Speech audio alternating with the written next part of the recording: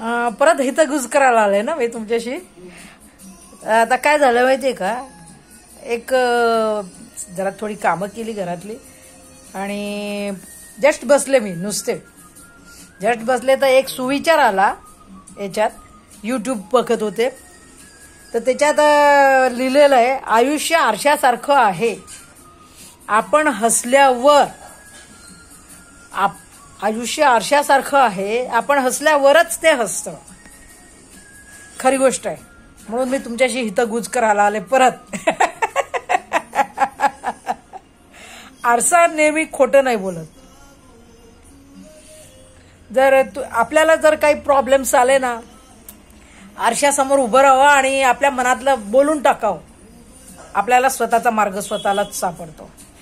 म्हणून म्हणतात ना की आरशातलं प्रतिबिंब हे खरं बोलतं.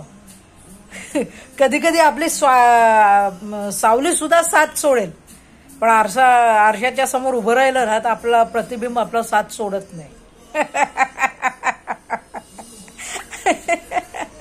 आणि मी याच तत्वावर चालणारी आहे की कधी आपल्या स्वतःशी तरी प्रामाणिक राहावं. जगाशी तर प्रामाणिक राहावं. आपल्याला थोडे त्रास होतो, पावला पावलावर आपली परीक्षा घेतली जाते.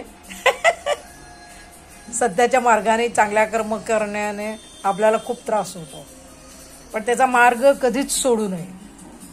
म्हणून मी हे सुविचार वाचला, म्हटलं आपण आपलं थोडंसं सुसंवाद साधावा.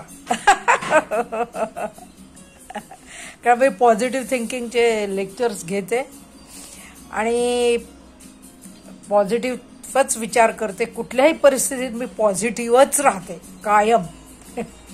त्यामुळे मी आज ना माझ्या आयुष्यात मी समाधानी आहे. I am happy with my life. म्हणून मी मास्टर लाफ्टर योगा मास्टर आहे. आणि सर्वात जे अवघड आहे ना, दुसऱ्याला हसवणं. स्वतःवरती हसणं आणि दुसऱ्यावरती हसवणं, दुसऱ्याला हसवणं खूप चॅलेंज आहे बरं का. कधी कधी थोडंसं फनी वागावं लागतं की टेन्शन फ्री होतं माणूस एकदम. आणि मी ते वागते. समोरच्याला वाटतं ही बाई एवढी वर्षाची 64 वर्षाची आहे आणि गंभीर विषय असतात ना तिथे पण थोडीशी मी फनी वागते. आणि समोर जेव्हा असं वातावरण ताणलेलं वातावरण असतं ना, टेन्शनचं वातावरण, किंवा कोणाच्या मनातनं कधी कधी गढूळ विचार पण असतात, ते दूर करण्याचं काम मी करते. आणि हो, मी गंभीर विषयावरती सुद्धा हसत असते. ते गंभीर विषय सॉल्व करताना मी नेहमीच हसत हसत सॉल्व करते. हे तेवढंच खरं आहे. तर माझं एकच म्हणणं आहे सर्वांना, कधी थांबू नका शेवटच्या श्वासापर्यंत. काही काही शारीरिक व्याधी असतात, त्या वयाप्रमाणे येत राहतात, त्यांना सामोरं जायलाच पाहिजे आपण आपलं. पण स्वतःचं अस्तित्व आणि स्वतःचं कॅरेक्टर सोडू नका. हे माझं सर्वांना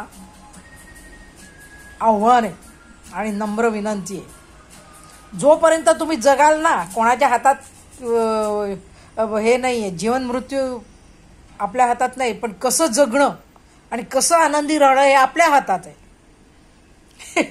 चांगले कर्म करत राहिलात ना तर चांगलं फळच मिळतं. जसं तुम्ही बी पेराल आणि त्याला खतपाणी चांगलं घातलं ना तर चांगलंच मिळणार त्याचं फळ. तर भेटूयात आपण परत एकदा नक्कीच. असेच खुश राहा, आनंदी राहा, सगळ्यांना आनंदी ठेवा, हसत राहा आणि हसत हसत जगा. हाच माझा हेतू आहे. मी जे यूट्यूब चॅनल सुरू केलंय ना ते तेवढ्याकरताच सुरू केलंय. हसत राहा, हसत राहा, हसत राहा. Happy life.